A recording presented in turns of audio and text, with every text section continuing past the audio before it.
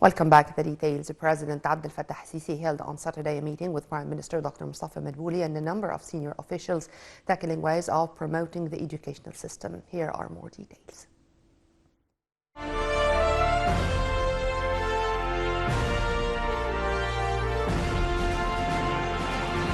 President Abdel Fattah al-Sisi met on Saturday with Prime Minister Dr. Mustafa Madbouli and Minister of Higher Education and Scientific Research Ayman Ashur. President's advisor for urban planning, Amir Sayyid Ahmed, and the head of the Armed Forces Engineering Authority, Lieutenant General Ahmed Azazi, also attended the meeting. Presidential spokesperson, Councillor Ahmed Fahmi, said the meeting discussed the state's efforts to develop higher education facilities in the country. The president was posted on the work progress in projects which aim at establishing new universities nationwide. Fahmi added that the higher education minister highlighted different viewpoints by the committee in charge of implementing development plans of historic Cairo to recover the splendor of the city.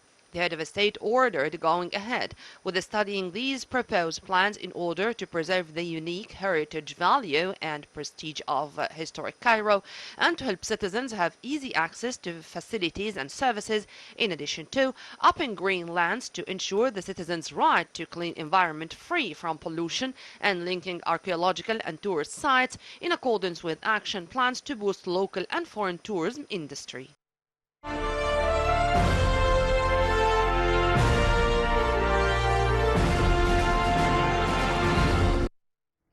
Egypt slammed the Israeli allegations at the International Court of Justice that Egypt was responsible for blocking aid to Gaza from the Egyptian side.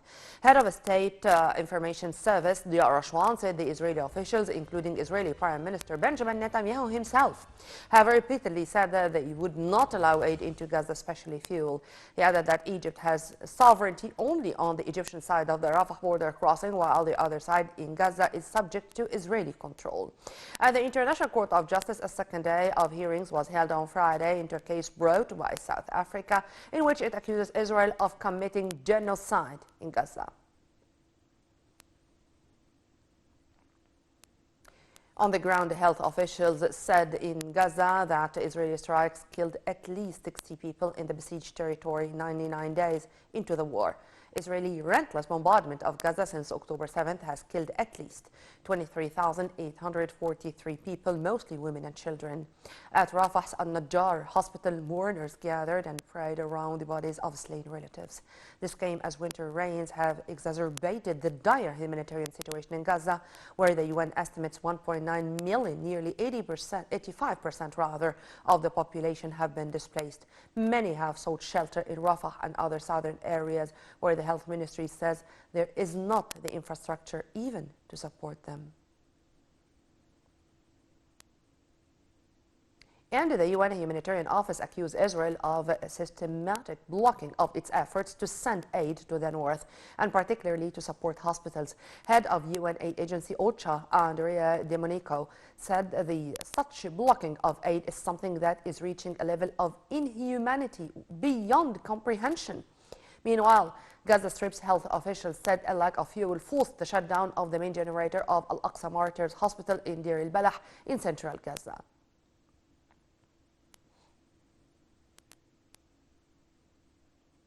Meanwhile, the UN aid chief said he was deeply alarmed by Israeli ministers' statements about plans to encourage the mass transfer of Palestinian civilians from the Gaza Strip to third countries, and he called anew for a ceasefire. Martin Griffiths, the UN Undersecretary for Humanitarian Affairs, told the UN Security Council it will become an indelible mark on humanity, urging the Council to take urgent action to end war, painting a dire picture of the worsening humanitarian catastrophe in the Gaza Strip as Israel presses its offensive.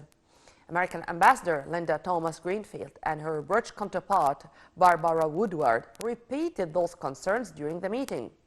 Ilse Brands-Keres, UN Assistant Secretary General for Human Rights, said the high civilian casualty toll, massive destruction of civilian infrastructure, and the displacement of civilians raised very serious concerns about the potential commission of war crimes. The Council met only hours after Israel rejected the accusations brought by South Africa in the UN International Criminal Court that its offensive is a state-led genocide campaign against the Palestinian people.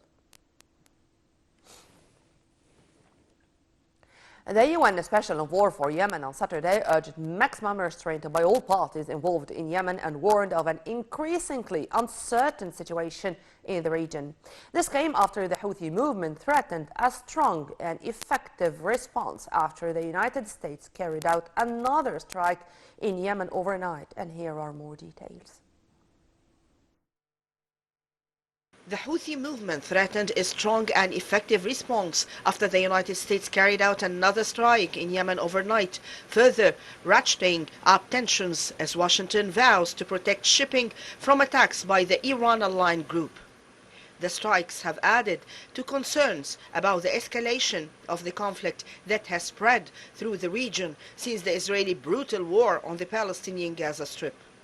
The latest strike, which the U.S. said hit a radar site, came a day after dozens of American and British strikes on Houthi facilities in Yemen. Houthi spokesperson Nasruddin Amir vowed that the new strike will have a firm, strong and effective response, adding that there had been no injuries nor material damages.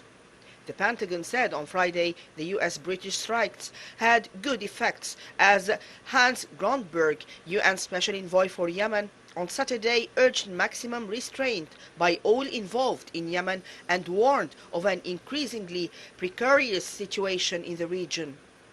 The Houthis say their maritime campaign aims to support Palestinians under Israeli siege and attack in Gaza.